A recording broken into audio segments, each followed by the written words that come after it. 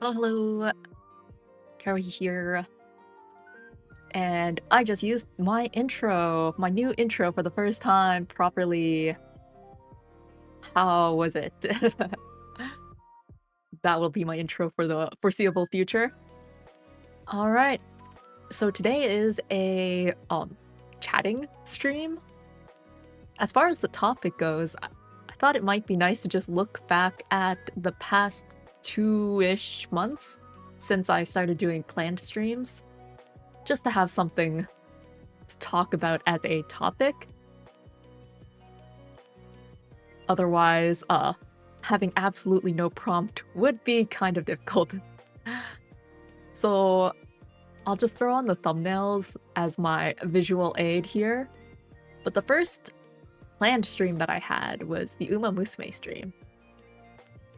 And I guess like this kind of chatting or talking about the streams, I feel like is the kind of stuff that other, well, you know, the kind of YouTubers who are good at streaming would have like their after talks after the stream itself. I need time to organize my thoughts, or at least that's how I feel like. So if you imagine me right after playing Uma Musume, my thoughts on it is, well, first off, I guess since time has passed, the main thing to say is, yeah, I definitely played a bunch of it when I installed it. Like, I played a bunch of runs, but, confession time? I don't really play it anymore. This is kind of a pattern that I have, where I play a game, I play it a bunch, and then I stop playing it. I guess it's most pronounced with mobile games, but yeah. Oh, hello. Hi, Lil G. But yeah, I'm not really much of a gamer. I suppose looking at my channel, you can tell that I'm a bit more of a drawer. So, yeah. How do I put it? When I play a game, it's like I play it for the... Do I call it like gameplay? In this case, it's the gameplay. Like the gameplay loop of raising up your horse girl and like getting the stats and then like, you know, getting a good run and then using that like good run horse for the next run, and like, yeah. Like there's a lot of depth to this game, isn't there? And then there's also like the story.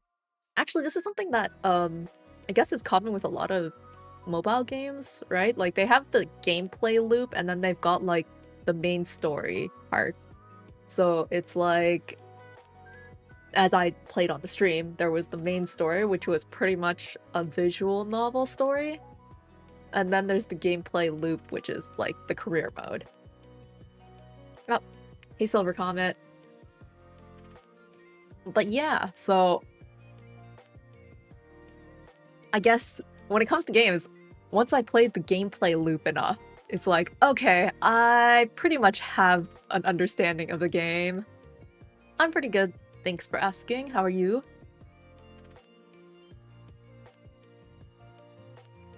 But yeah, the gameplay loop is nice for like the sports anime, and the story is also nice, but I'm just so bad at playing games for like a long-term run. And that's kind of why when it comes to games, I'll talk about it later, but visual novels are kind of the type of game I play. And also in that vein, I mentioned before, I think, but Fire Emblem is the main game series that I play because it has, to me, a nice balance of story and gameplay.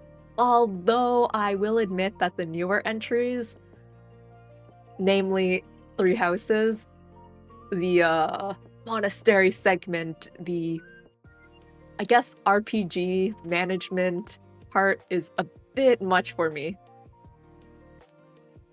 Oh, about to finish an anime. You've been watching Nice Nice? And you're making some burgers? Wow. First visual novel for me is Fate. Oh, that is a long one.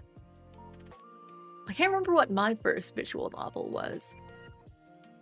I mean, there's like, you know when you play games online and it's like in a visual novel format? I think that's probably like my first visual novel, I guess. Just like browser game visual novels, but yeah, I can't remember about that. I guess my first main title visual novel, like really, really long one, is Devil on G-String. Patient enough for it, it's the joy I get from it. Yeah, long stuff is, I think, the best way to experience visual novels. Which is why, when it comes to these mobile games, which have events and story events, I get kind of... my motivation is completely lost after a few events. It's like, wow, cool, the event story. Reads through it, it ends, and then you have to like wait until the next week or the week after that to get to the next story, so eventually like either in like a month or 2 months, like I don't last very long. I've tried a few different mobile games. So I guess predictably Uma Musume went the same way. After a few runs, a bit of, wow, this story is really nice. I stopped playing it. Would Date Everything count as Vian? Like the only one I've played? Sure. The definition of a visual novel is sometimes controversial. I don't know. As long as it's a majority like reading, you just read and there's not much gameplay, I guess it counts. Yes, I am a quitter when it comes to mobile games. When it comes to these kind of long service type of games, I cannot last. If it's the kind of game that you like buy once, it has like a story mode or something, then I feel like I should be able to beat it. But the thing is, again, I don't really play games. So yeah, if it's Fire Emblem, the one game series that I play, then yeah, I play it and I beat it. Well, then there's the question of, do I play more than one route? That one, I guess I might be a quitter there.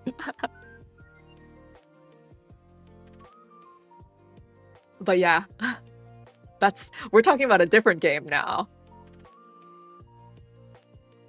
What do you guys do when you have multiple routes though? I actually don't know, like, I've heard about Date Everything, but I actually don't know what... Do I say the gameplay? Like, does it have routes?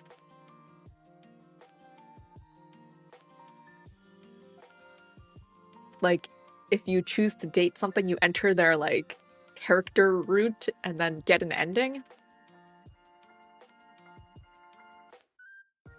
Pick the one with the interesting outcome? Oh yeah, there's different endings? Okay. Yeah, I wish I were better at being like a completionist, but I just get whichever ending.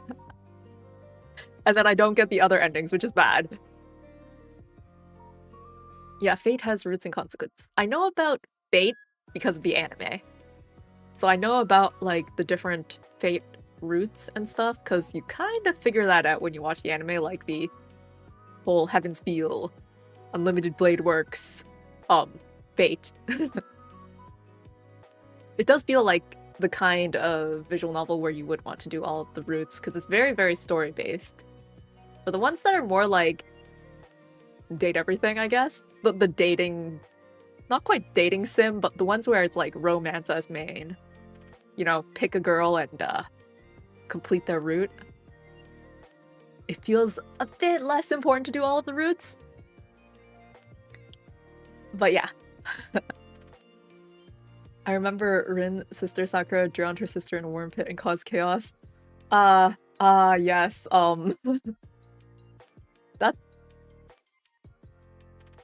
that worm pit really is something, isn't it?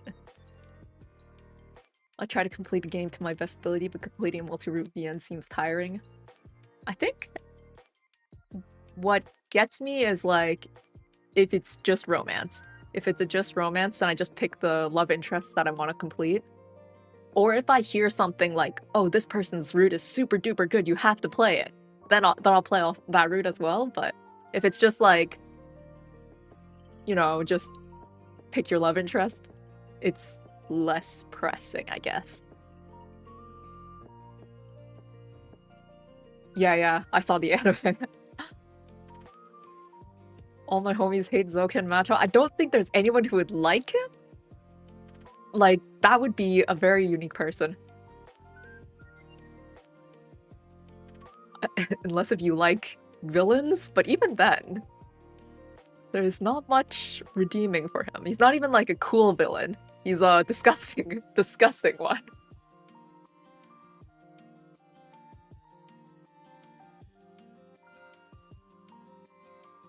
But yeah, I'll switch topics to the recorder. I'm sure there's someone out there. Well, I guess, you know, the Fate series is incredibly huge, which means a lot of people would be exposed to this story. So there is a slightly higher chance that there's someone. He's lesser than a snake. Yeah, I mean, with the worm pit, what do you compare him as to a worm?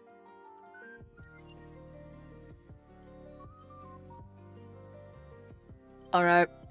Absolutely no transition. How do you transition topics? I'll forcibly transition it. Alright, the recorder stream. The recorder stream was my first music stream. So, with this stream, I guess, might be the first time I reveal any kind of musical competency. I'm pretty sure I never mentioned... Oh wait, I guess if you consider singing as musical competency, I did release that one cover. But like, instrumental musical competency is revealed here. Yes, music is nice. Ahmad Root, is that? Who was that again? Was that Caster? Me and not remember people's names. But yeah, actually I do play some instruments. Some instruments. Oh right, Caster, then I did remember correctly. Caster was quite the character. Pretty relevant. But yeah. So, the recorder.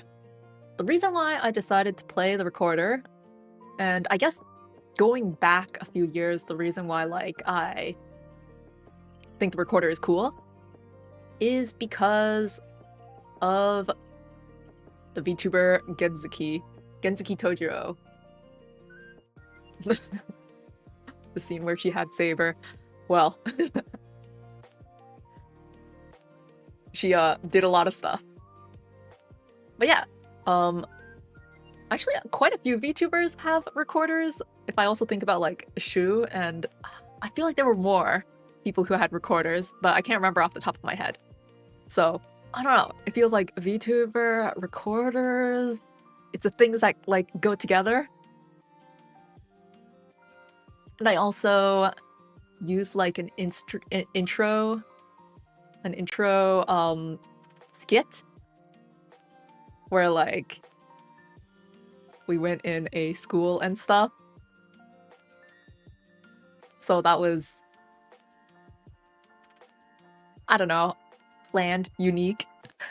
I feel like I tried a bit hard on that. Seeing as how like all of my previous streams have all been really super duper casual. Sometimes with absolutely no overlay. Like just the fact of having an overlay is still feels new to me, even though it's been almost a year since I've had this overlay. But yeah, the intro where it's like, wow, it's school and it's like music class. Oh, let me get out this recorder.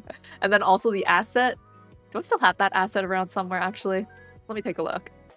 Do I have it? Do I have it? Mm.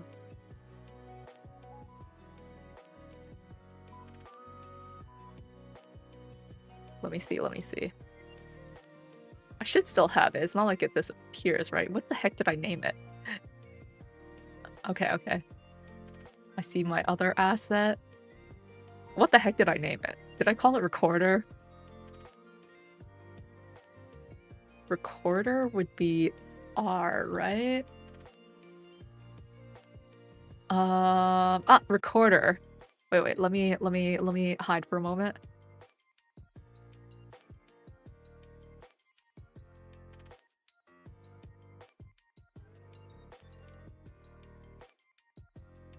Okay.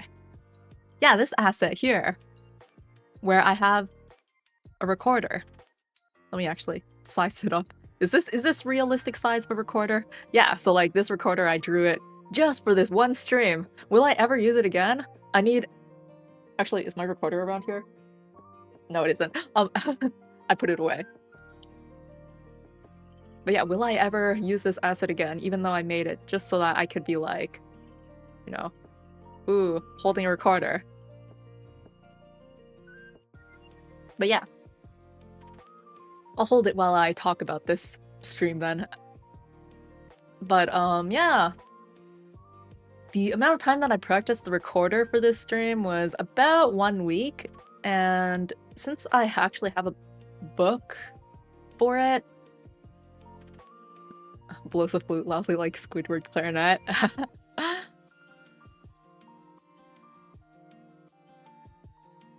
I do think the clarinet is kind of cool though. But reed instruments are difficult to maintain because they have that piece of wood. So the recorder I have is completely plastic. That was a good stream, can't wait for the piano. Wait. I already had the piano stream. Did you miss it? It was a short format. I can get back. I'll get to it eventually when I go through all of the streams. Whoops. I suddenly became small. Forgot I was selected on there. Wait. Yeah. It's already gone. It's been done. It was my last month instrument. I swear I just looked at the schedule. I did change the date for the schedule, or the date for the piano on the schedule, like the day before. Cause, okay, last month I picked a bunch of different dates, and I was like, oh, wait, that's tomorrow? And I totally didn't practice enough at all. Oh, guitar, yes, guitar is coming up. Guitar is coming up, and I am slightly scared of this one. You know, I realized that saying that I'll do a different instrument every single month until the end of the year is like probably the hardest promise that I made out of all of my schedule stuff. Cause, oh boy, that's a lot of instruments. That is a lot more instruments than I thought. I do have instruments, and I'm gonna consider my voice as an instrument so that I can do like an actual like singing stream that would be archived, unlike the one where I did it when it wasn't archived, and then that could like cover 1 month. Yes, sleep music. That is what I was intending for that one. But yeah, like if you consider the amount of months left, it's guitar for October, and then I still have November and December, which is crazy. I'm like, what instrument am I gonna do for those? Well, that's something I'll have to figure out myself, surprise you guys with, but I'm already like, oh no, I need to start practicing the guitar like ASAP.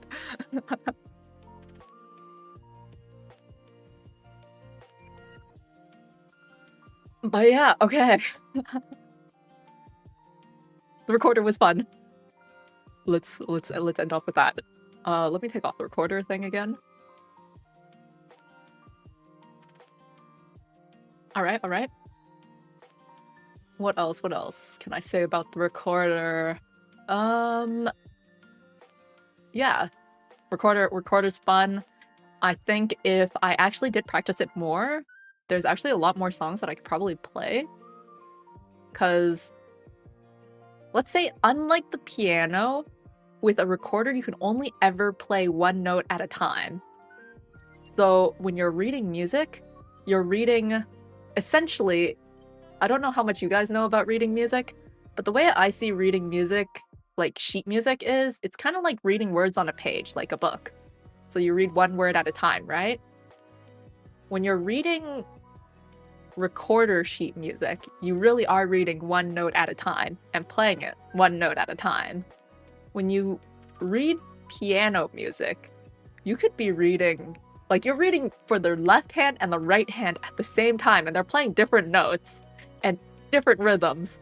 So if you're comparing that to reading a book, it's like if you were reading, you were reading an essay with annotations at the exact same time, and you have to process both lines of thinking at the same time. So that's why for me piano is difficult, although it is my main instrument.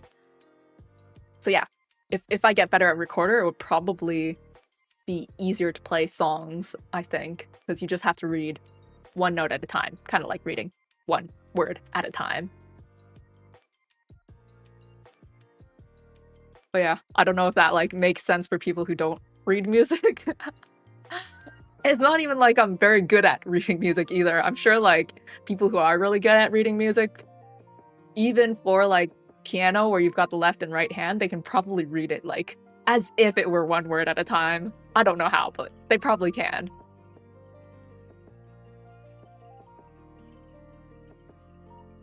Oh. Hello, Andrew. I am just kind of chatting while using the past streams that I've done over the past 2 months as my prompt for like something to talk about. Believe me, I know my choral director struggles sometimes. Oh, you're in a choir?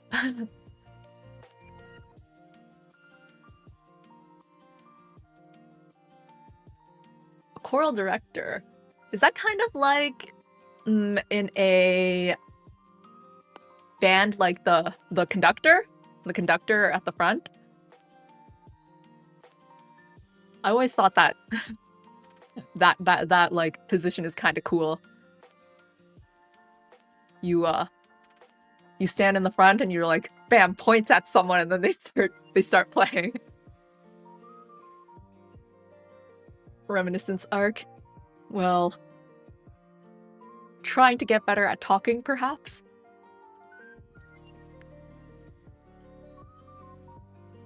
And speaking of getting better at talking, getting over it in under 6 hours or less. So, yeah.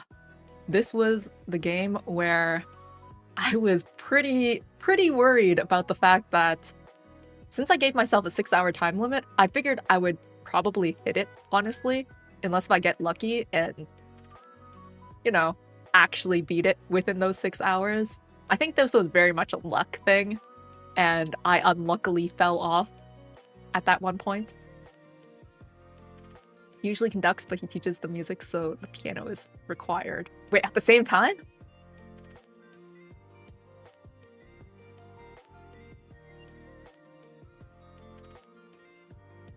In under 6 hours or else or less. Yeah, the or else was my drawing stream where I created my intro and end card, which I will be using until I get a better one. At least until the end of the year. And then I still need to do the, was it Hollow Knight stream? Whenever I get to it. And then I'll have covered my or else's. But yeah, since getting over it is a really repetitive game, and I gave myself an actual like 6-hour time limit. I was like, oh no, I have to like talk for 6 hours. I think I managed it, although I honestly don't remember what I talked about or like if I talked about much. Like, I do feel that I didn't leave too much blank space, or at least I remember trying not to just be in silence and being like, as I played. But I don't remember anything about what I talked about. I'll still be here, but need to lock in on my assignment for a bit. Okay, good luck, good luck. Still can't believe there's people who's patient enough to do this game consecutively, especially in streams. I haven't done it consecutively, at least. I just did it for one single stream. Saw art for it, but Saber from Fate was in the pot. Oh! I wonder how much fan art there is of this game. Like, it was pretty big.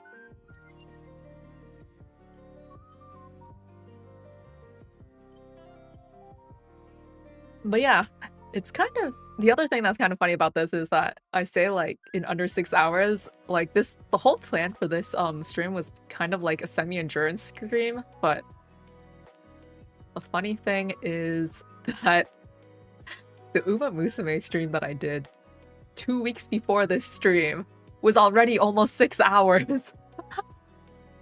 So it's like, did I like endurance stream Uma Musume? And then I come to getting over it, I'm like, yeah, you know what? 6 hours endurance. 6 hours counts as an endurance stream. Semi-endurance, your phone, this is fully endurance.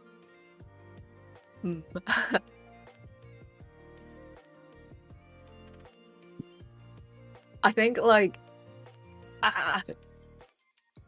I did feel like when I was at the end I could have kept going. I don't know if you were there or if you remember, but at the end of the stream, the only reason why I stopped pretty much was because the time was up. But like, I physically, mentally could have kept going. And it was like, if I just had maybe 2 more hours, maybe 3 more hours, I could have beaten it. But oh well.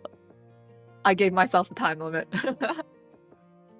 And it's probably better to not stream for ridiculous amounts of time anyway.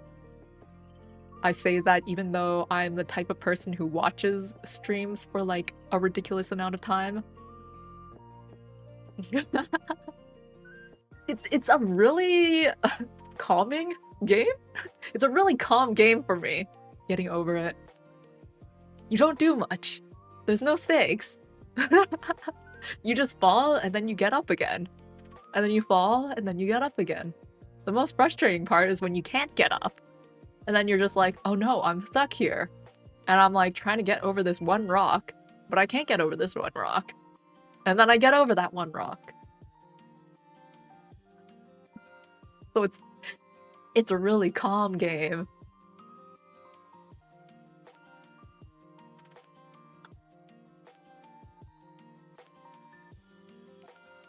Like, I would like to play it again, perhaps. You know what? If I finish going over all of my past streams, and I don't know, I feel like I'm able to continue chatting about random topics, then maybe I could just play it like on this stream, honestly.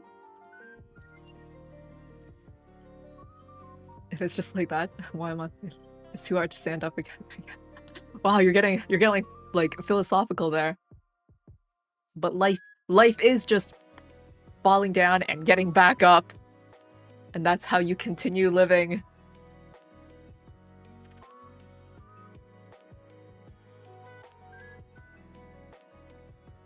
Alright, let's go to the next one then. Speaking of getting back up again and the journey of life, my art through the years, this attempt at a thumbnail to make it look like a documentary or something.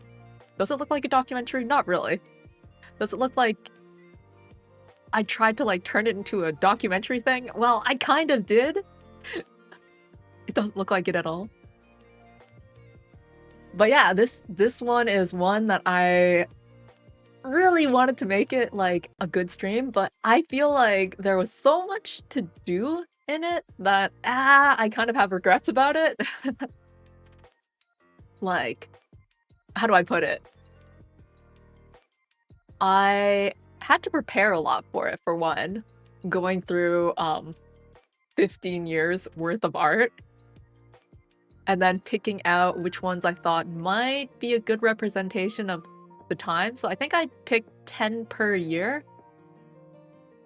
And then I tried to mix it between like what I figured like represented that year. So like if that year I was doing a lot more sketches, or if that year I was doing more like completed stuff or like digital stuff, traditional stuff. Yeah, so I cut down on a lot. At least that's what I felt like when I was picking the stuff. But when I was actually going through them one by one, it got really repetitive, didn't it? So towards the end, I think I was dismissing a lot of things, especially I think towards the end, it was also the fact that I had already started this YouTube channel, and a lot of the stuff that I draw is stuff that already has been seen on my channel, whether it's through the videos or the live streams and stuff, so it didn't really feel like something that I could expand much upon. So that's kind of something that I regret. So let me just kind of go over it. Why am I saying kind of so much? Let me go over it in the way that I wanted to do it. Just the topics. So one thing I wanted to do was kind of comparing the old stuff to the new stuff. I think I did that pretty well in the first 5 to 10-ish years, 5-ish years. Especially, I think the improvement at the beginning was really, really nice to see, honestly. It was something that I wasn't really thinking about when I was compiling them year by year, but when I was talking about them, I think I was able to see the improvement a bit more easily myself, looking through it myself. Like, just the ones that I put on the thumbnail here, right? The very left one, and then onto the second one is already a crazy improvement, and I think that was only like 2 years, a year or two? But yeah, and then there was a time when I got my pen tablet, and then suddenly everything became digital. And then not only did everything become digital, but like, because it became digital, it suddenly felt like all of the lines were super clean, because they were, because I'm drawing it digitally now. And then that kind of improved it a lot there. But I wonder if there was something I could have done a bit more directly about that. Like specifically pointing out, you know, the colors from this piece to that piece, or like composition is also something that I would like to have looked at a bit more closely. And then the other part of it, other than just like pure art, comparison, skill, I think I wanted to talk a bit more about like my mindset and stuff. So the reason why I draw this kind of deeper meaning. But mainly it's kind of like I believe experiences don't lie. You have to go through many painting instrument that I believe you may be slightly more better than others. Well, with each thing that you do, you get slightly better, yeah. Like, practice makes perfect.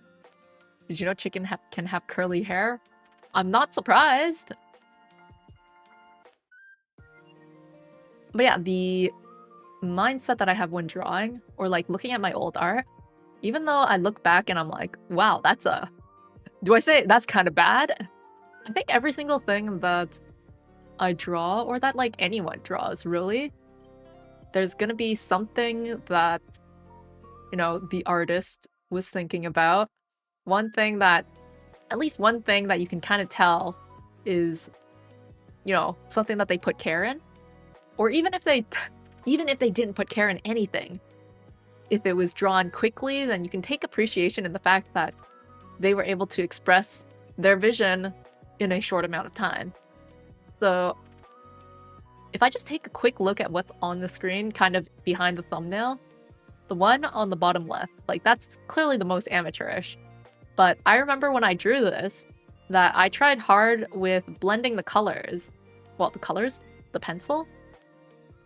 So you see how there's shading, right? I remember that one of the things that I took particular care in when I drew that was using the pencil to shade, and then I think I used like a tissue paper or something, or like paper of some kind, to smudge the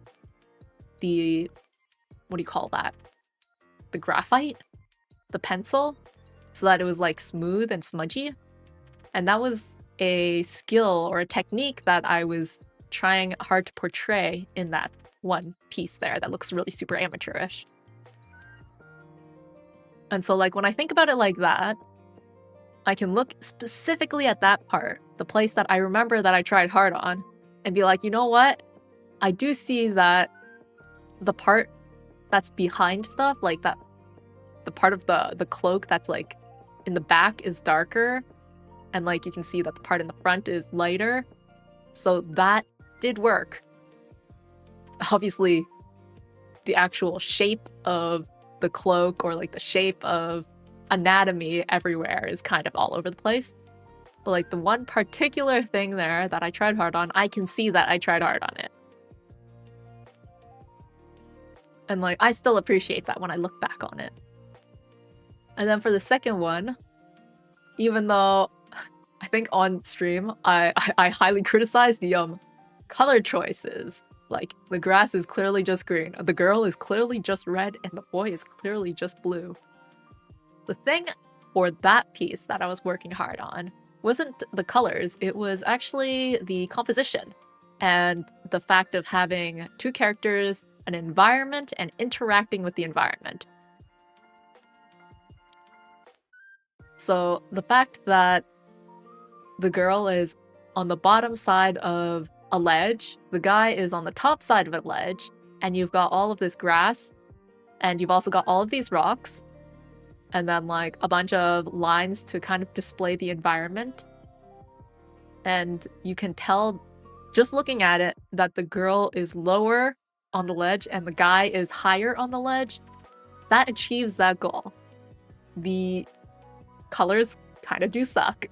The perspective isn't quite right, but like that particular aspect that I wanted to pay attention to when I was drawing that is there, and I can still see it and remember it. Do you feel you found an enlightenment in painting context after so much years painting?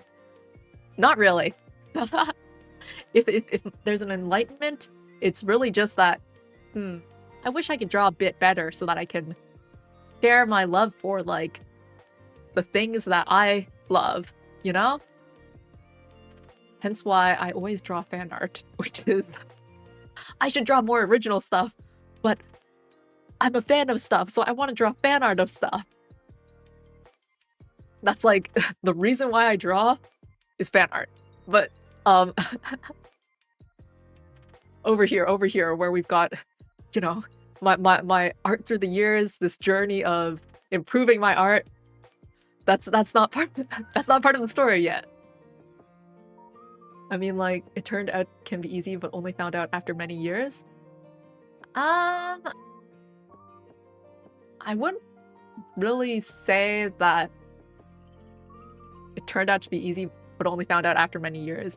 I think mentally, like, you know, whenever you improve, you can think that you can improve more.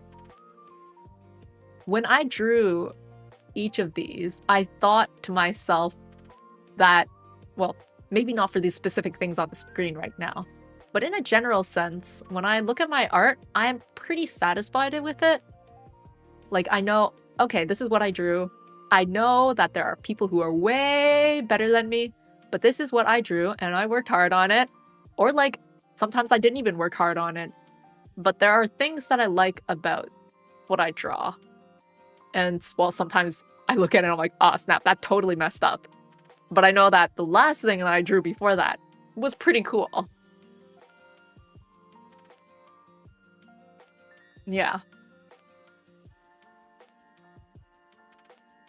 I guess since you mentioned fan art, I suppose that's true in a certain sense. Like if you draw fan art, when I start off, it's like this fan art doesn't really look like them. And then like now when I draw it, it looks a bit more like them. But in the beginning, how should I put it? Fan art is for yourself, honestly. I mean, with VTubers, VTuber fan art now, you get a lot of I'm drawing fan art so that like the person that I'm drawing can see it. But originally, for me at least, fan art for me is just I like this thing, so I'm going to draw this thing that I like so that I can look at this thing that I like that I drew for myself. So even if it doesn't look good, if I draw it for myself because I like this thing for myself, then it doesn't need to be good, right? But nowadays, like, you know, social media, posting stuff online, you draw something and you think to yourself, oh no, I really need to make this look good because the person that I'm drawing this for, the person that I drew, that I want them to like this thing, right? I feel like that kind of complicates it. That's why I'm sometimes scared of putting hashtags. It's like, oh no, if I put a hashtag, then that means the person themselves might see it. Ooh, am I willing to do that? But if it's just drawing as a fan for yourself, then I think it's purely for self-satisfaction. And you don't have to worry that much about being good. Howdy, grass hair. Can't believe turned out to be a deep talk. Well, this is what I wanted to do during the stream, but there was just so many art pieces to go through. And then I just got like so, I don't know, I overwhelmed myself. I was like, okay, this drawing, I like this part. Yes, at this point I was just getting into, I found out like the fill tool or something. I was just trying to remember like what was I thinking at that time?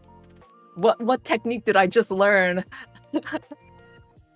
But in a general sense, throughout all of like drawing and like my mindset of going through, I want to draw this thing because I like it.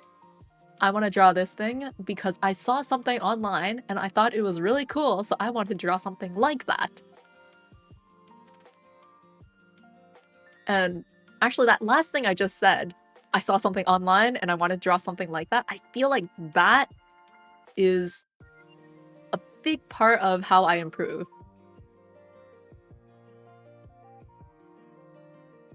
Probably was thinking about lines flute at lunch. But yeah, like, let's say when I first started watching speed paints, because yeah, I used to watch speed paints. When you watch speed paints, you can see people and their process of how they draw. Do they start with the line art? Do they do like a rough? Do they paint over? Like, how do they do things? And then after seeing that, like, you can get super inspired and be like, oh my gosh, I want to try doing that too. And then you try doing that. And then you're like, that didn't quite work out as well as I thought it would. Or, wow, that went so much better than I usually do. And that's kind of like how you refine your own process. In a way. It's kind of the cheap motivation way. You know, the spark of motivation that lets you do something. When you compare that to the thought of discipline, there's that motivation versus discipline concept, right? With discipline, you don't have to want to do it. You just do it, right? You practice because you want to get better. But you don't necessarily want to practice. That's like determination or something, right? But motivation is like, I want to practice because I got motivated, and then once this motivation dies out, I'm not going to want to do it anymore. So it's like striking that balance. In my case, the determination part was actually something that I guess I promised myself. Oh, just got here, but I have to go. My friends need me. All right, they need you. You have to go save them. All right, thanks for dropping by, Grasshair. Go to your friends. But yeah, my determination was like the promise I made myself, which was back in I don't know when, 2015, 20 something, 2020 something, after 2010, before 2015. I told myself I will draw something once every 2 weeks, no matter what. And then I kept that up for a decent amount of time. I actually kept that up, I think, until I started the YouTube channel, at which point I was like, I will post a speed paint video once every 2 weeks, I think. Something like that. And then I started streaming. And so now my video posting has gone dramatically down and my live streaming has gone up, and now I don't draw as much as I used to, honestly. I don't draw as much as I used to. After many years, does technique matter? Does not your hand have its own path to draw? Like, my teacher can draw without thinking, just draw. Technique does matter. Obviously, I guess, when you... What do you consider technique, right? Are you able to draw a rock with googly eyes? I'm sure I could. You could as well. All you have to do is draw a rock and then draw eyes and then say, this is a rock with googly eyes. And as long as you say that it is a rock with googly eyes, it shall become a rock with googly eyes. Say it's abstract art or anything, if it's kind of off. But yeah, technique. What is the definition of technique? Is it... Because I'm thinking right now, is it the act of like putting your pencil on paper versus, say, putting a paintbrush on a canvas? Is that what technique is? It's the technique which you use in order to express the, you know, physical art that you're creating? Because the technique that you use, it's like, I am using the pencil crayon on paper technique. If you don't use the pencil crayon on paper technique, then you can't express anything. Like, it's an actual, like, you know, technique. Like, you can draw without many thinking, just draw and boom, good art. I think you need to think at least a bit in order to do good art. Like right now, if we change the medium and we say writing, not drawing, writing, right now you are typing in chat. You're creating sentences. How much are you thinking about the sentences that you create? I'm sure you're thinking at least a bit, because you have to come up with words. You have to think about like your grammar, your punctuation. You've got some commas in there. Obviously, we aren't typing with perfect grammar here, but when you type, you're thinking, technically. You're thinking about what words you choose. So, you know, it's that level of thought, right? You're thinking about what words you're choosing, and then you're just typing them out. Since you're typing this quickly, I imagine that you're able to think about what to write and type it out really quickly. So it's kind of like that for drawing. I think to myself, I want to draw a cat. A cat has this shape, so I will draw it like that. If I haven't drawn a cat before, then it would be more difficult, right? Just like how if you haven't typed a word before, you wouldn't know how, like, you don't know how to spell a word. You'd have to stop and think and like kind of enunciate it in your head and be like, is that an A or an E?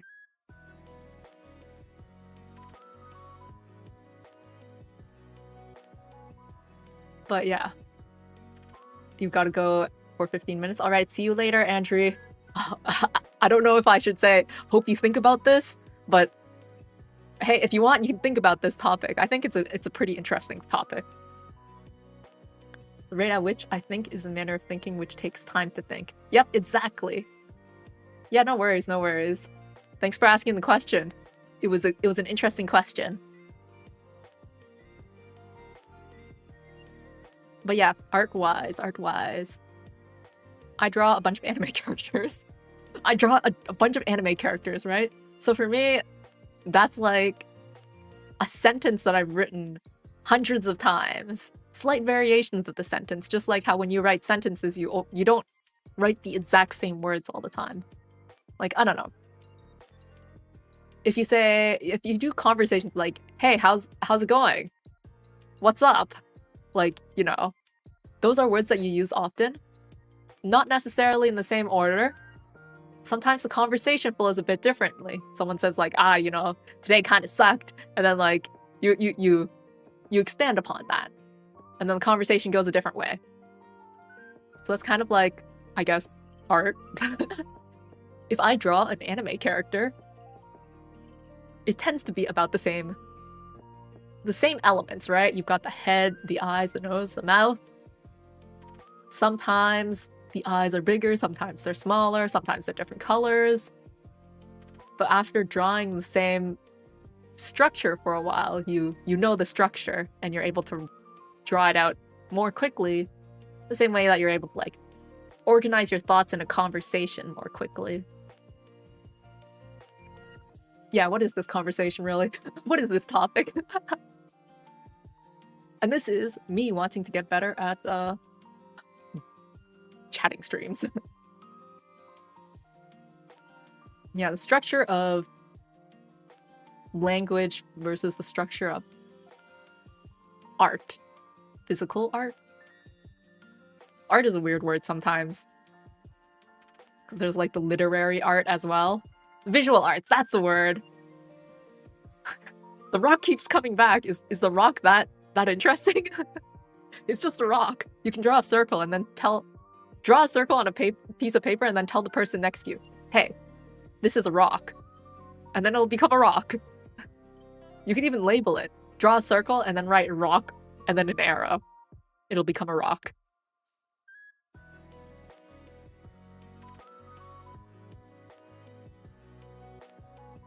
Art can be strange, good, interesting. Yes. There's like the literary arts, the visual arts, the what? Theatrical arts? What is that called? Taking chem was a mistake. Speaking of art, have you heard of Inktober? Yes, I have. I am not doing it.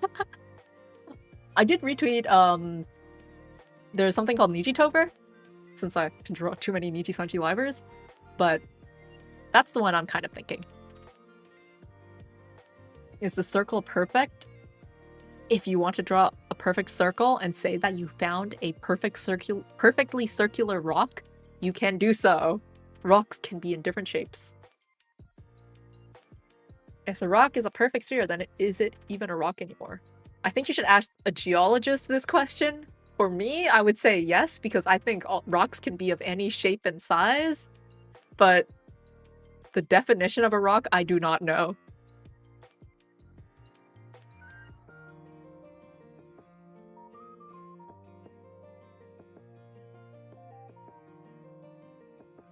Alright, without any good transition idea. Suddenly Valorant! Still need to draw day 4, so I shall be back again. Alright, alright! Good luck on your day 4 drawing. I'm behind on my daily drawings. I'll have to get to it. Alright, Valorant. Whew, I still have it installed. I haven't played it since. I mean, okay. This is me being like, I am bad at playing games!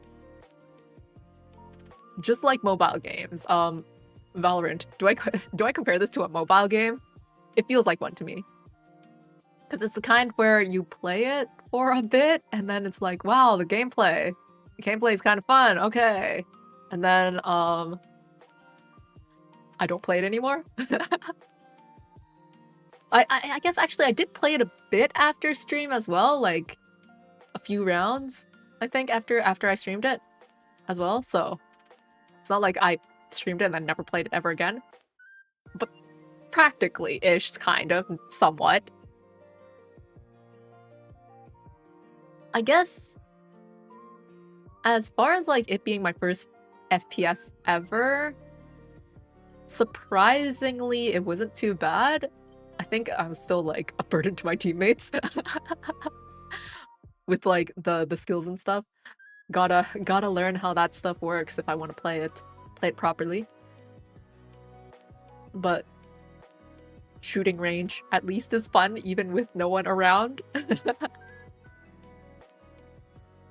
But yeah, for this stream, it was kind of difficult to plan because I wanted it to be a true experience for what it was as a first FPS. So I didn't want to practice too much, but I also did not want to, you know, go in with absolutely no knowledge and then find myself completely lost while streaming.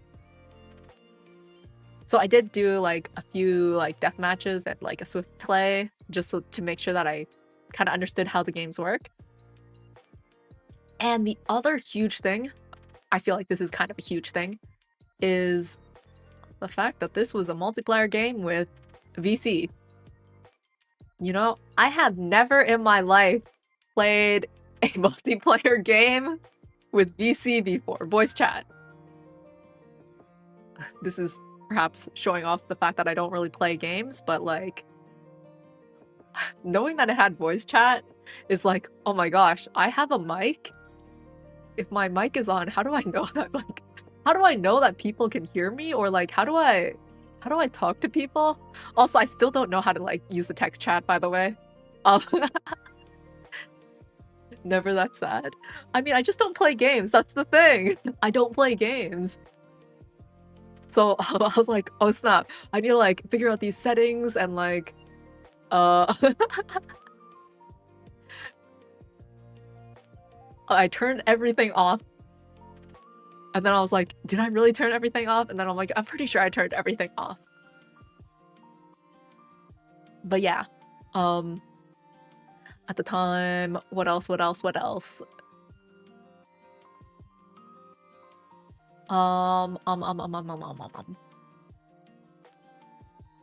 VC. Right. This isn't VC, but I had heard about Valorant and OBS. And I tried it out. Like, before stream, I tested out OBS capturing Valorant, and there was definitely issues there. So I had to like actually get a different version of OBS, like a lower version. And now I'm kind of like, huh, when people say not to update OBS, this is what they mean, isn't it? Like the game capture didn't work. So I'm still on like the older version right now. Maybe one day, so that I can stream Valorant again. Otherwise, if I go into the newer versions, you just can't capture the game. And then there's also like the worry of, is my PC good enough for this? But I guess it worked out all right. Because my PC is really old. I don't know if I've ever mentioned that, but it's like a decade old. It's so freaking old. But it's enough for me to draw, and that's kind of like my main thing. Draw and stream. And then like right now I'm like the limit of how many like what level of game can I play on this PC while still streaming is the question. If I were to do more game streams. Well, yeah. What else can I talk about for Valorant? There isn't really that much, honestly. It was a game. It was fun. Voice chat type game is scary. That's pretty much it.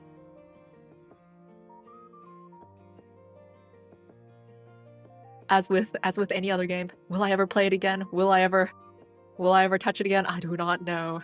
I just don't play games. I want to play games. They're fun, but I'm so bad at playing games as far as managing my time with them. Unless if they're visual novels, because with visual novels, I can play it once, I can beat it, and then I'm done. And then I don't have to feel like, should I play this game? And then, yeah. And then I just don't.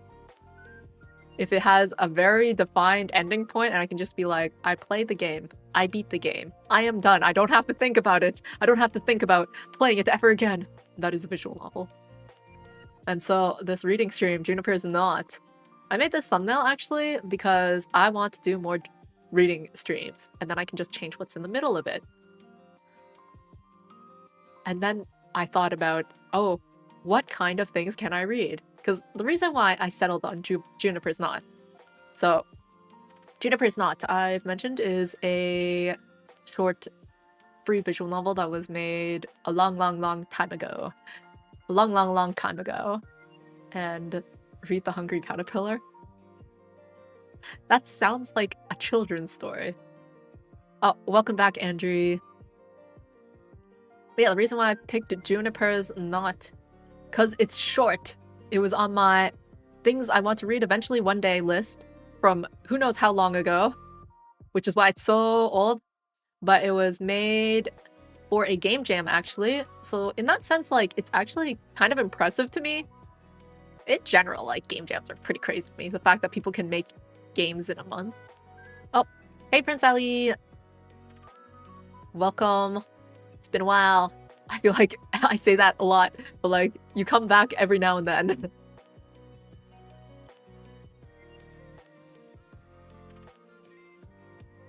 But yeah, as far as it being like a game from a game jam, it had sprites, it had a story, it even had different points of views, it had special CGs for events, and like, I mean, you know, it had a story that concluded, right? Like, as far as it being made in, like, I think it was 1 month for the game jam, it's quite impressive to me. Oh, you're back? That was quick. That was really quick, wasn't it? You already finished? A whole day of drawing for Inktober? But yeah, I mentioned this during the stream of Juniper's Not, but the ending, when it got like, I don't know, romance-like, I wasn't vibing with that. I think since I'm really used to reading long visual novels. I think that's one of the things. The shorter visual novels that I've read tend to be, okay, I act like I'm reading a lot, but like, I've read short visual novels that are more like concept-like, so if they're in a relationship, they're already in a relationship, right? It's not about falling in love or anything like that. And if it's not about romance or like being in love or whatnot, it's like, then it's just not part of it. It's like some kind of platonic relationship, or if it's like, oh, this visual novel is about like this certain concept and it explores that certain concept within like a span of an hour or something like that. So those are kind of like what I'm more used to as far as like shorter ones. So like kind of shoehorning in romance for like people who just met is kind of strange to me for shorter ones. Yeah. And then for longer ones, I feel like that works because you have so much time to develop a relationship. So I don't know, that's kind of like my view on visual novels. I think it would be really impressive though if you can convincingly create a story where people who never knew each other, that's not right. People who don't know each other get to know each other and then like fall in love within a short span of time. Like, I think that would be really, really difficult, but if you can pull it off, that'd be really cool. Last September, I drew hero characters this month off the Halloween season. I'm drawing mainly entirely evil characters. Zero sympathy or empathy, just raw, unfiltered, malevolent characters. Okay. You're going like full contrast then.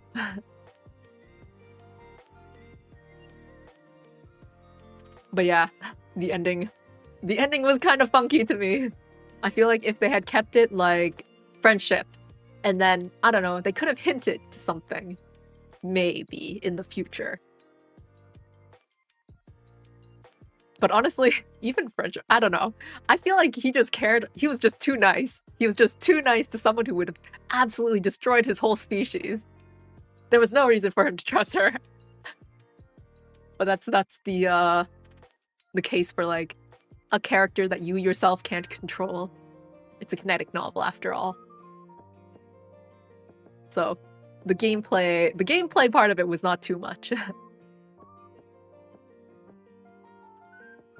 But yeah, for visual novels, I mean, we already talked about visual novels at the start. I was kind of hoping to talk about them more here though, so I'll expand a bit more here about the visual novels that I have read. So as I said, I mainly read long ones, but if we're just talking numbers, then I haven't really read that many long ones. It's just that long visual novels take so much time that when you think back on the visual novels that you like, or at least that I like, when I think back on the visual novels that I like, I think back on the long ones.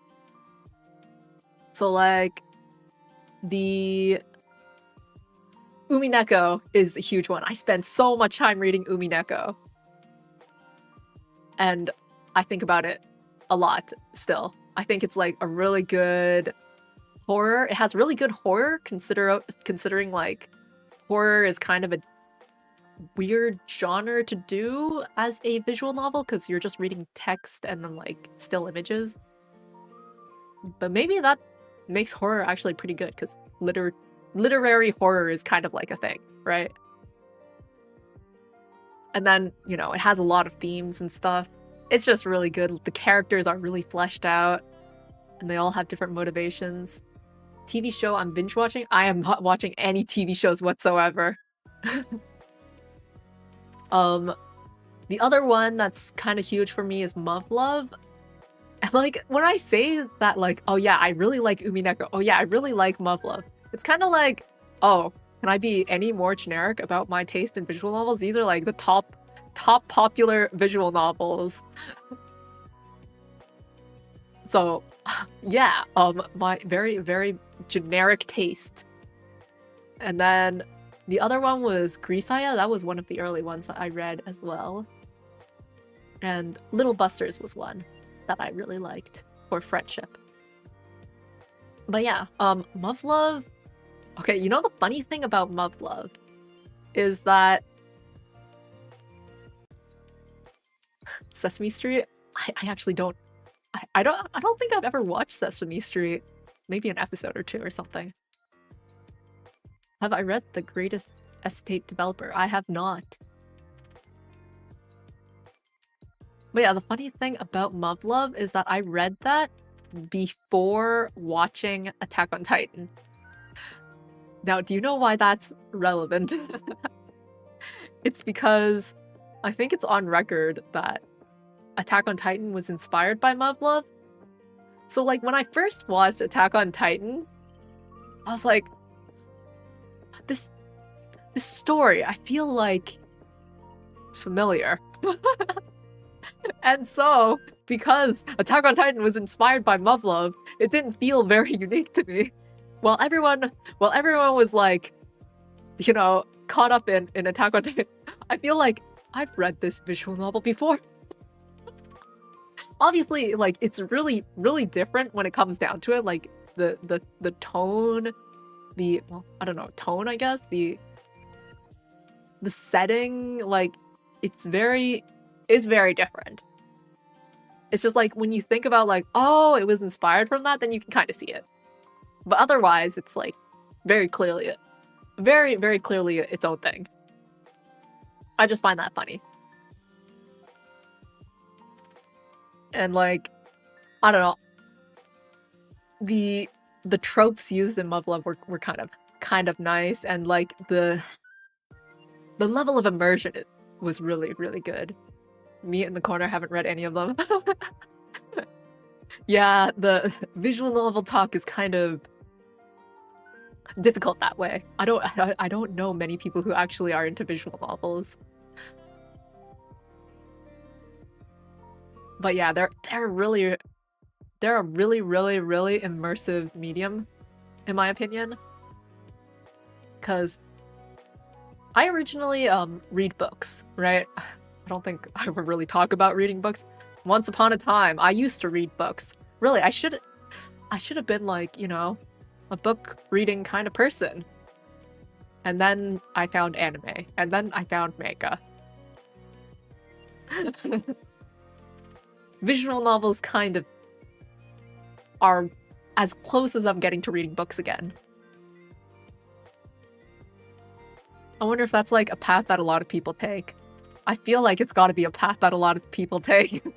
Like people once upon a time read books, but then they found anime. It just feels like such a like direct pathway to me. But that's just because it's the pathway that I took. But yeah, visual novels, I would like to play more. One thing about it is that I know that like I don't really need to worry about permissions, but when it comes to visual novels, the gameplay is just reading the story. So if you stream a visual novel, it's kind of like your it's an absolute stretch to say this, but like enabling piracy, because like you're putting up the game online. I'd rather listen to someone else play a VN. Yeah, I suppose. But that's I guess that's kind of what I'm talking about right now. Because I want to play more visual novels. I want to read them on stream. But if I buy one and then I play it and all of the content is on the stream, it feels kind of weird, right?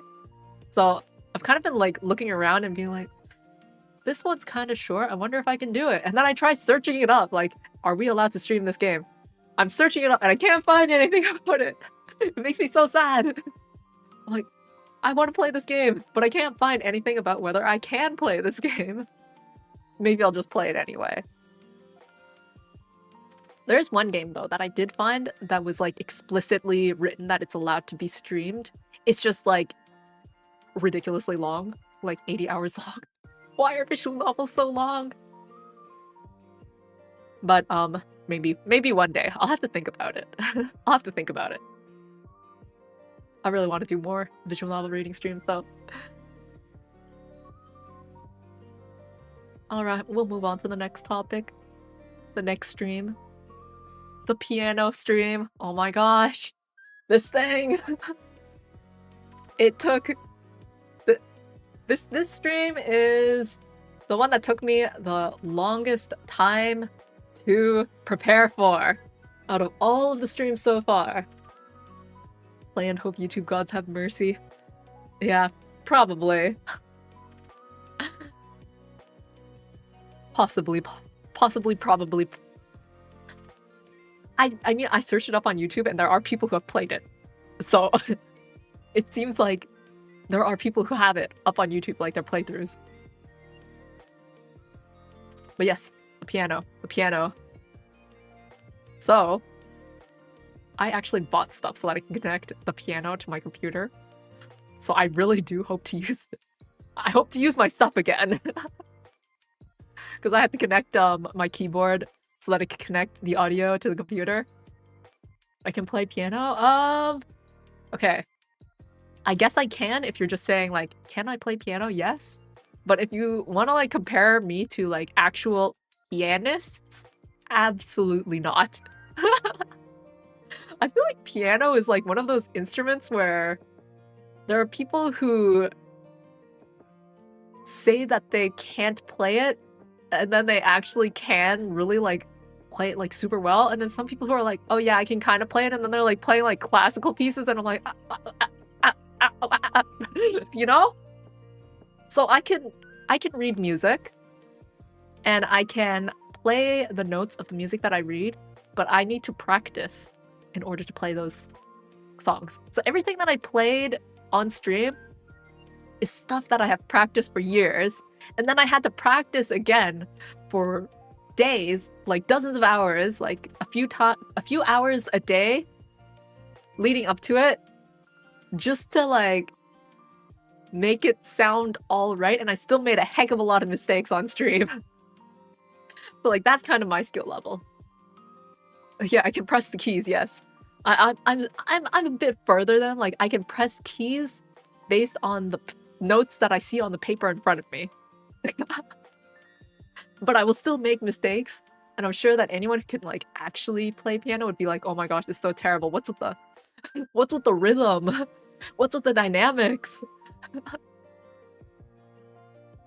But yeah, yes, paper. Well, I say paper, but screen and paper. Some people with 4 years experience can also make mistakes. I mean, yeah, that's I can make mistakes, yes. That's kind of the idea. I'm not a perfectionist, I think is perhaps evident to see. I make a lot of mistakes everywhere. Like I said with my art, it's very self-satisfaction. Like all of the songs that I played on stream, I think were like anime or visual novel OSTs. So like if I liked an anime, then I could search up the sheets for like the OST for it. And then if it was easy enough, I could try playing it. And I could play it like super duper slowly or like really, really wrong. But I mean, up until I streamed it 2 weeks ago, it's not like I performed in front of anyone for this stuff, right? It's all for self-satisfaction. It's like, I want to listen to like the OST of Clannad because I liked Clannad. Let me open up my piano and play the song. Wow, this song. It reminds me of the anime. That makes me happy. And that's it. Even if I make mistakes, it's like, oh, this sequence of notes, that's Clannad. And that just came from me pushing these notes in the order that it was supposed to happen. Yes, Clannad is a gem. I played a lot of Clannad songs in my piano stream. And like, the only reason I'm able to play these songs is because there are a lot of generous people on the internet who transcribe these songs for piano and upload them for free for anyone who also wants to play it. Am I impersonating? I'm not even impersonating anything. That's just me. But yeah, the piano stream. It was also a shorts format, like the vertical stream. So that was like my first time doing a vertical stream. Which I did that like one practice or test stream before. I have to remember the time Nagi-san didn't make it. I mean, we prevented that from happening. Everyone who watched the anime, we all prevented that from happening. But yeah, I made it a vertical stream for the first time. It took a few tries. I gotta say. But eventually it worked. In fact, I'm wondering why she wasn't in the hospital. They explained that, right? Like she didn't want to be, and then it was kind of unexpected. It could also be I think it was also had to do with the town. Because it wasn't like a big city, I don't think. So it was a smaller town, and then there was less hospitals, and that's why it was a bit of... Is this spoilers? It was kind of a big deal, or somewhat of a deal, the fact that they were building a hospital there in After Story. If you remember or not, they built a new hospital. That means that it didn't exist there before. But yeah, the reason why I used a shorts format for this is because, again, my musical influence. Gunzuki Tojiro, amazingly talented, musically talented VTuber. He does a lot of piano streams in the vertical format, but he actually does it completely impromptu. Like, he doesn't look at sheet music, he just plays music from the mind, the heart. And I'm like, it's so cool. And he does it like at night, and it's just piano playing. Like, there's a bit of talking at the beginning, but then it's just piano playing until the very end. I'm like, this kind of stream is so cool, so cool, so cool. I want to do something like that, so I did something like that. Where it's just a bit of talking at the beginning, then just piano all the way.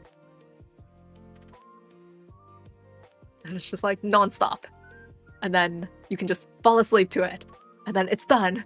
And it's a vertical stream, so like people can just chance pot it when they do the short speed scrolling. Which I've tried it out, like, you know, I watch shorts sometimes, and I sometimes scroll through, and like there are actually a lot of streams that show up there. Maybe it's because I am doing streams like as a VTuber now. I don't know. I mean, I didn't look much at the shorts before, but now when I look at shorts, I see a lot of streams that are only like single digits watching, and I'm like, huh, that's interesting. I also feel that if I become a VTuber, I want to do this that my VTuber do. Yeah. That's like pretty much everything that I'm doing, honestly. All of the games that I choose are somewhat related to like VTubers that I watch. Almost everything. There's some stuff that I do because, well, my own self, like the art review and like Juniper's not. Although visual novels I do enjoy watching visual novel streams by other VTubers. Juniper's Not is just a visual novel that I wanted to read eventually. But yeah. Oh yeah, there was also in the actually, let me see if I can find it again. Give me a moment. Where was it? There was a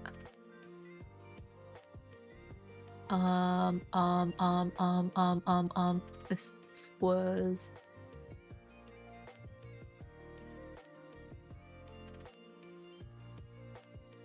I actually tried hard to get this thing to work.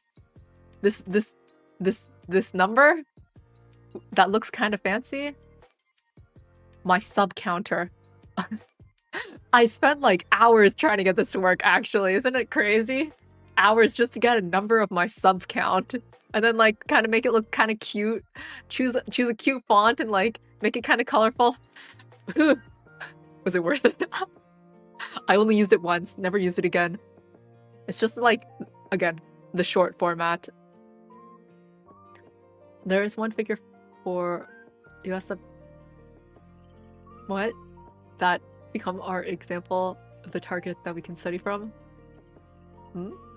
I don't think I quite understand what you're saying. Yeah. I don't really feel like a sub count really works for this layout, or I wouldn't know where to put it because this is my desk, and that's my phone up there, and this is my post-it note. So like a random floating number doesn't really belong. Like I guess maybe if I really wanted, I could throw it like here. Wow, sub count in my chat. But I don't think it really works there. So if I do another short stream, then it would be there, like on the in the shorts. What do you call it? Yeah, what do you call it? In the shorts layout? The layout of the shorts? But for the main, like, horizontal stream, it won't. Does that counter change if the subs change? Yes, it does. Are you gonna try it? Don't unsubscribe. Let me... I'll bring it back, though.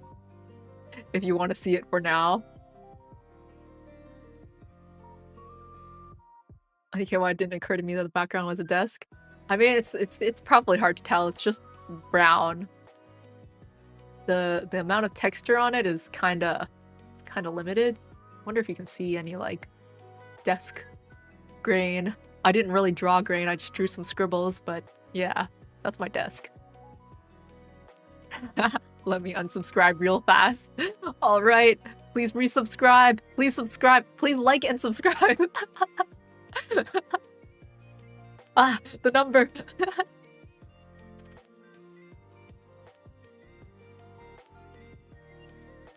Yes. um, that is my sub counter that I will keep to my vertical streams.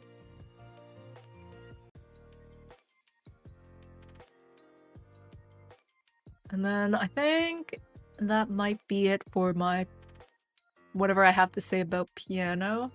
And yes, it does work. It does work. I worked hours to get this thing to work.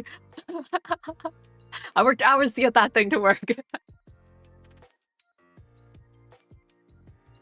But yeah. Right. Piano is my main instrument. So I peaked last month. From here on out, everything will get worse for my music streams. Please be aware. I mean, I don't know. Depends what you like. What kind of content you like. But as far as pure musical capabilities, I peaked at the piano. Just so you know. Just so you know. All right, let me see. Are you playing with the sub thing again as well? And then the next one, drawing with my left hand.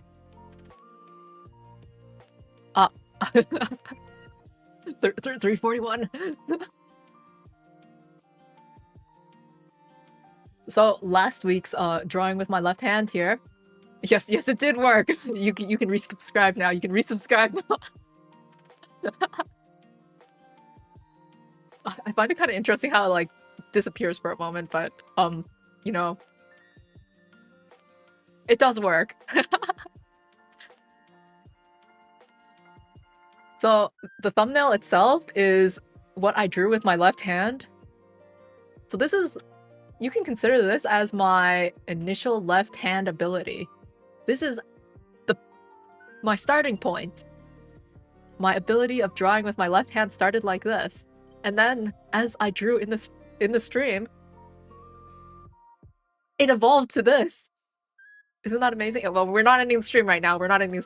But you see, this was attempt 1 was the thumbnail, attempt 2 was stream is ending, and then attempt 3 was this. Well, I used layers for this one.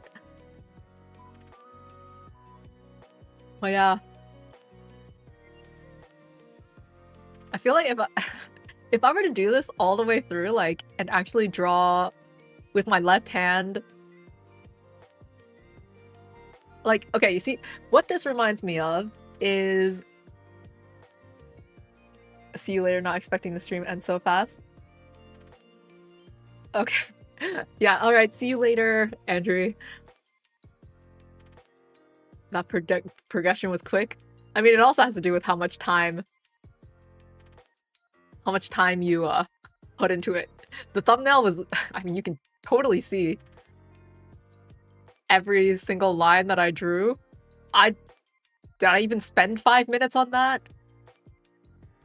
I think each one was like 5 times longer than the last.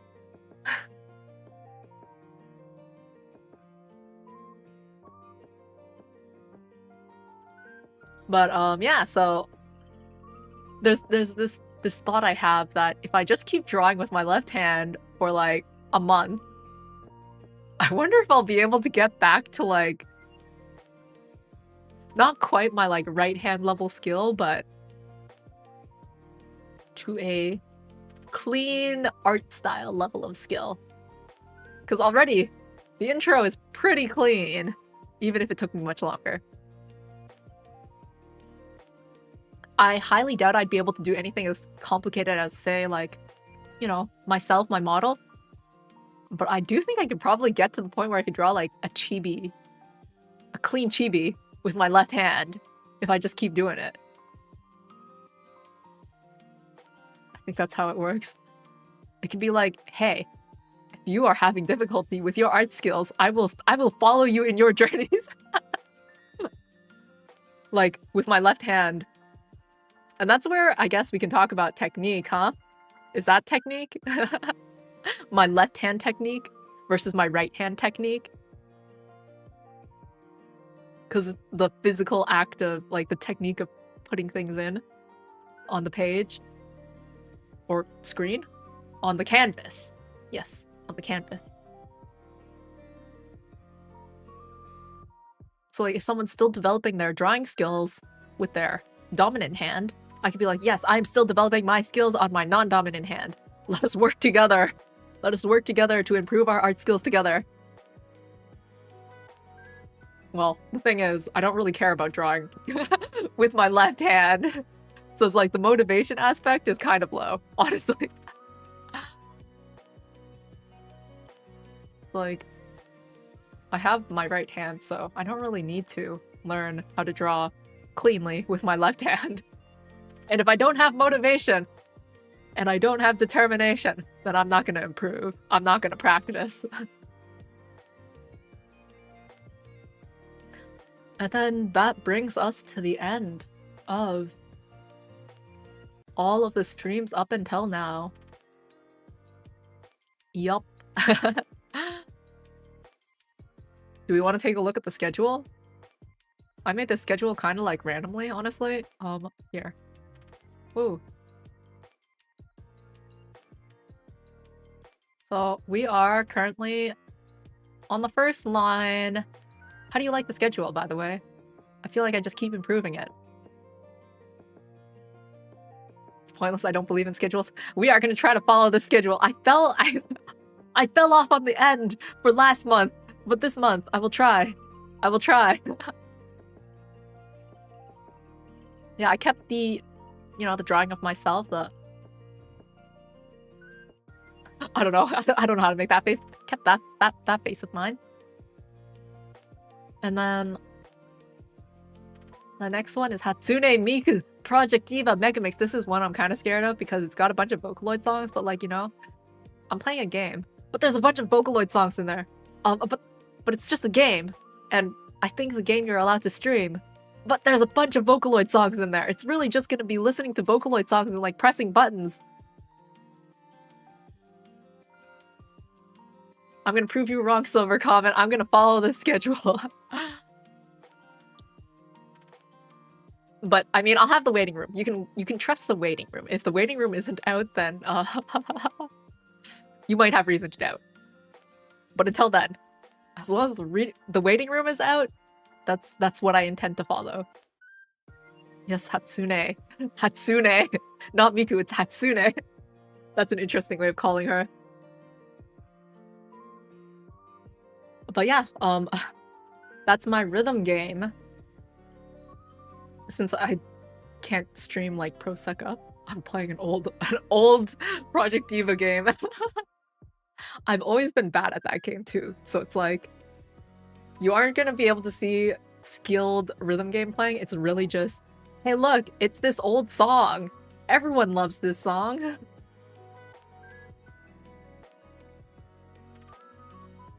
But everyone calls Miku Miku. You know, Miku Miku. Miku dayo.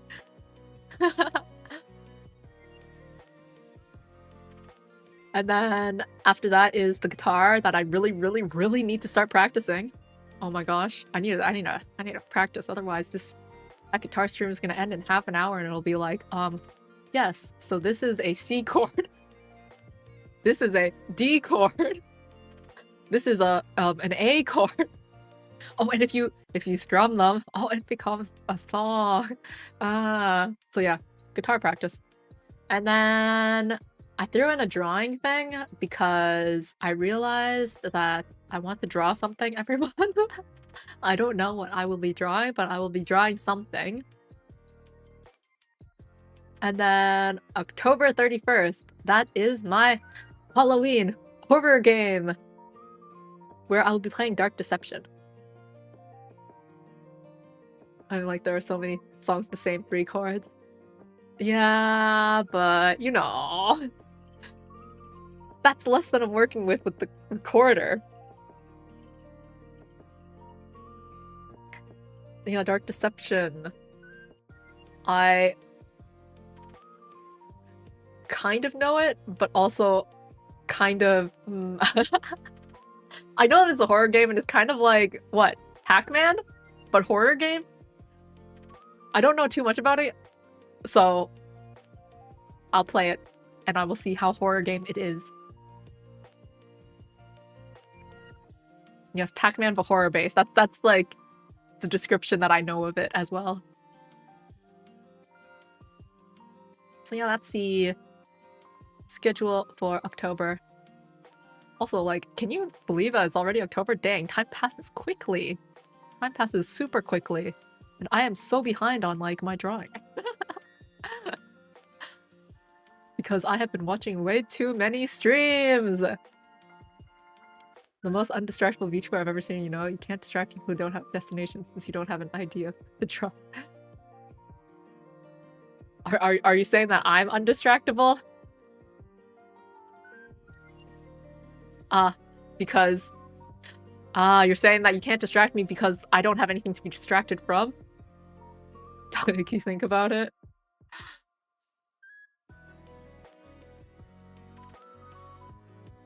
But yeah, is there any other topics you guys want to talk about, honestly? Like, I don't know. I don't know how to talk about random stuff. Because if there is something you guys want to talk about, we can talk about something.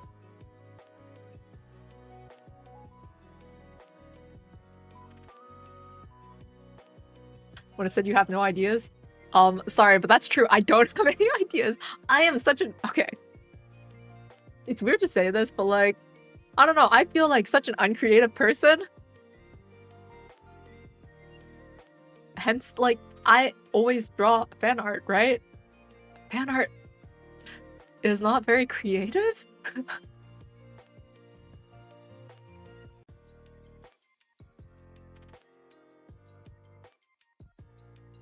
Like, I consider creative people who are able to come up with, like, wow, fresh ideas, very, very, very creative. But I just am like, oh snap, I really like that stream. I really like that stream, so let me, go ahead and draw something from that stream, exactly as it was. Courage the Cowardly Dog. Remember the episode with the cousin who was obsessed with shaving people? I did not watch that show. I recognize the name of it, though. I don't actually know what it's about, actually. I guess it's about a cowardly dog whose name is Courage.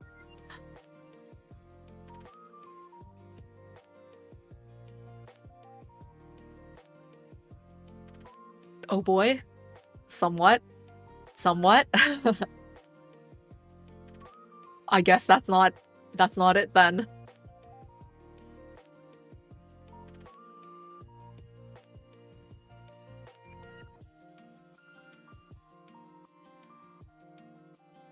In that episode, he was saying naughty a lot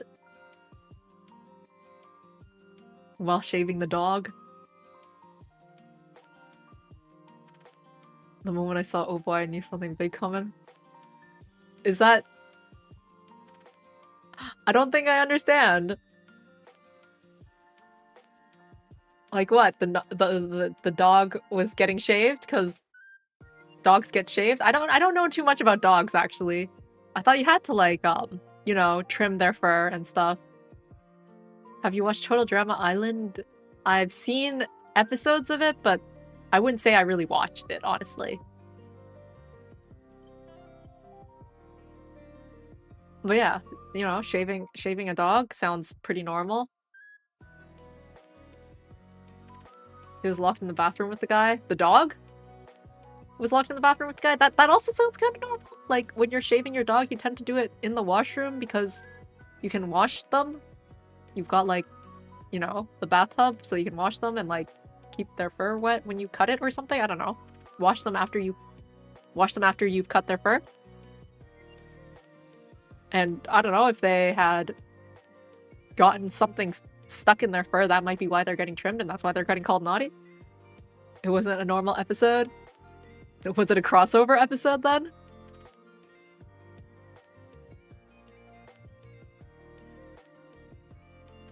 Are crossover episodes a thing? That sounds like a fever dream. I mean, like, I feel like I could rationalize everything that you've said so far. Like, I can imagine a dog that, like, ran into a bush and got all of these burrs stuck in its fur, and then be like, "Aw, come on, dog! You've got all of these stuff stuck in your fur, now we'll have to shave you." Naughty dog. Bring him to the washroom, lock him in, and be like, "Alright, time to shave your fur." And then, yeah. It makes sense to me. I can make the logical leap to make a story out of that.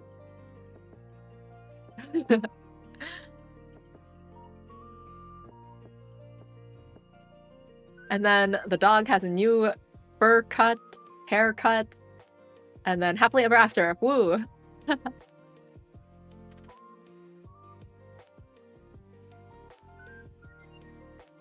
That dog must be from the hood. Apparently he has arrest warrants because he would actively shave people. Oh. I mean, that would be bad if it were without consent. Unconsciously. Yes, that would be bad without consent. Arrest warrant. I suppose that's possible? Wait, no. No, without consent? Wait. So, with consent? Not without consent means with consent? If it was with consent, then why does he have an arrest warrant?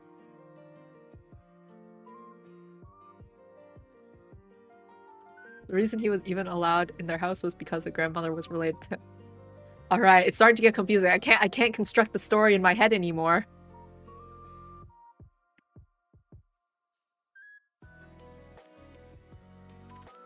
Yeah, so... Why does he have an arrest warrant if he's doing this with consent? If someone says, "Hey, please, shave..." And then he says, "Yes, I will."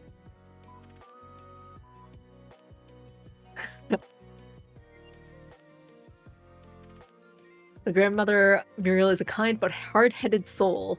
Wait, is it the grandmother that's doing the shaving? He shaves people? Okay, they would think he's normal and he took advantage of that. Then it's without consent.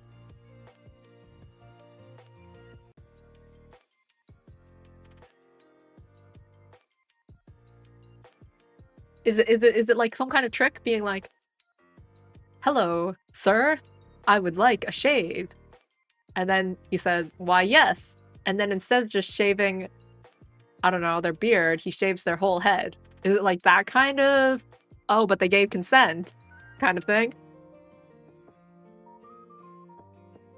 Like a misunderstanding, kind of like, "I would like a shave." But that's exactly what happened? Okay. Then it's without consent. I feel like you could make the case that that is without consent if you bring it to, like, the court of law. And then you say, the agreement that was made between the two parties was not the same. And as the owner of a, I don't know what kind of establishment it is their duty to, like, make sure that the client understands what they're agreeing to. And clearly, they did not.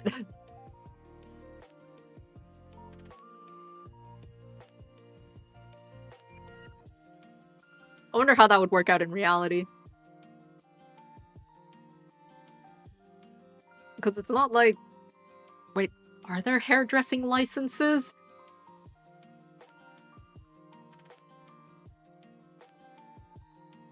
I was thinking, like, if they actually did, like, find out who he was, and then we're like, "Alright, we will be taking away your hairdressing license. You will no longer be able to cut people's hair." But there's no such thing, right? Or is there? There's probably, like, qualifications for, like, that, but I don't think you need a license to cut someone's hair, otherwise people can't cut their own hair. Which would be kind of crazy, that would be wild. There was an episode where Eustace, the husband of the grandmother Muriel, got a slab? A slab? They did not know what they're going into, but they agreed that's some good selling technique. I think you could argue against that. I feel like that level of difference is something that you could actually argue against. Yeah, Ace Attorney. Objection! Hold it! From outside it was cursed, but he wanted to sell it for money? Oh, the slab. I'm like, haircuts? I mean, people like cursed items. The dog Courage sees a ghost appear outside asking for the slab.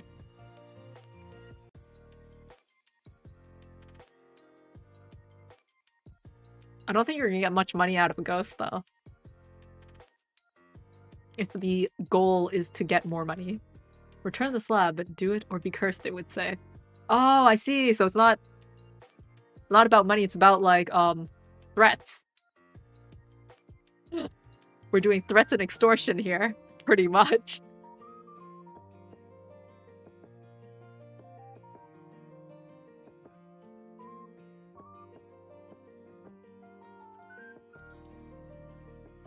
Out of his stupidity, he said this. What's your offer? I mean, that doesn't sound too bad to me. He didn't agree. He's just getting some more information. Seems pretty clever to me.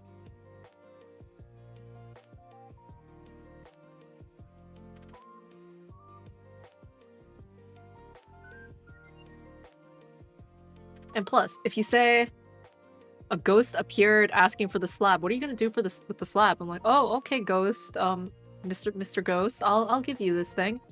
Puts it on the ground. What's a ghost supposed to do? They're a ghost. They can't pick things up.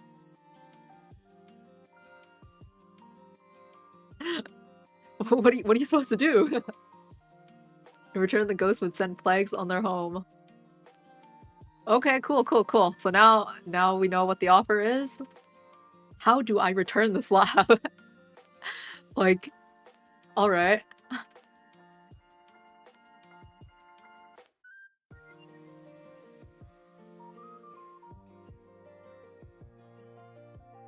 Actually, how would a ghost even send plagues on their home?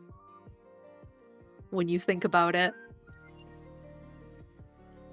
As funny as this is, I must go eat now. Alright, good night, Lil G. Have a good night, and see you next time. Bye-bye.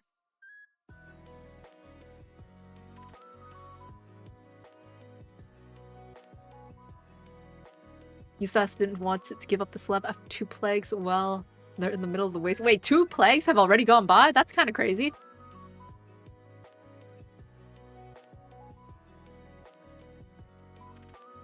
How many years have passed? Like, a plague tends to last a very long time, doesn't it? The only reason a plague wouldn't last a long time is if it killed everyone, and then you say, oh, the plague's over because everyone's dead. But to last 2 plagues... We're talking about, like, a plague like an illness, right? We're not talking about a plague like... I don't know. Is this a word that I don't understand?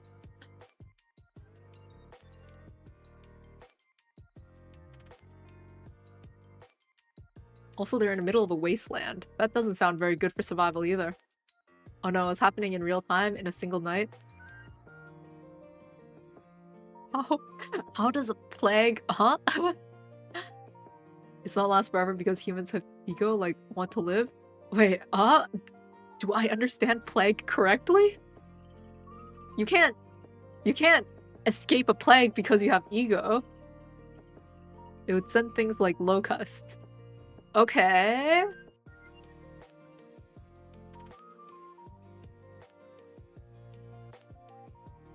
So, just like swarms? And then the locusts would just fly by and be like, okay, that's all.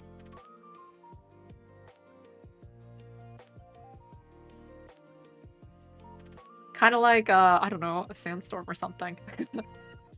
There were others, but I can't remember. I feel like I do not understand what the show is about. I think I understand it less and less because now they're suddenly in a wasteland. I thought they were in society where, you know, there were hairdressers and like people who would go to a hairdresser. But now they're in a wasteland and finding slabs and like going through plagues. They were outside, so they chewed on the outside of their home. Dang, property damage. IDK, why they live out there. I feel like for the purpose of the story, the writers have placed them there for the purpose of the story.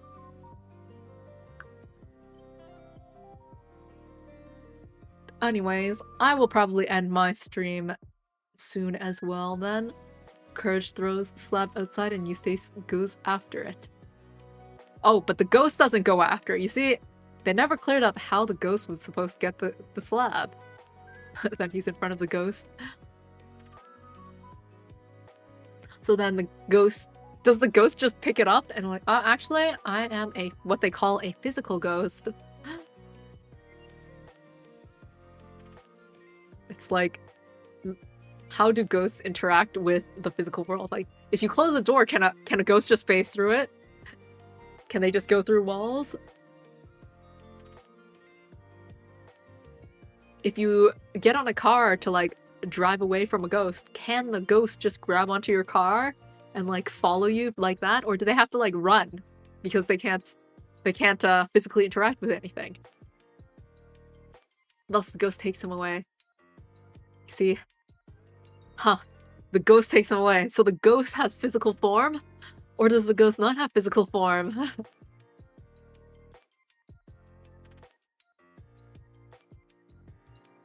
Ghosts are hard to understand. And the episode ends with Muriel and Courage rocking in a chair. Oh, it has a physical form? Then what is a ghost?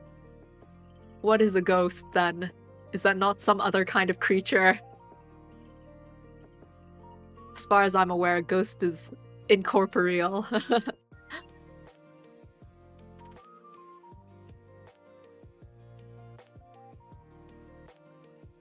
But yeah, that is all then. I will be ending my stream. Thanks for the random episode summaries of this show that I still don't understand. And then I will end my stream. Thank you guys for watching, and next week will be Music-y, Project Diva, Rhythm Game. Alright, yeah, Otsu. Bye-bye. Here's the end card. Woo, the stream is ending! Bye!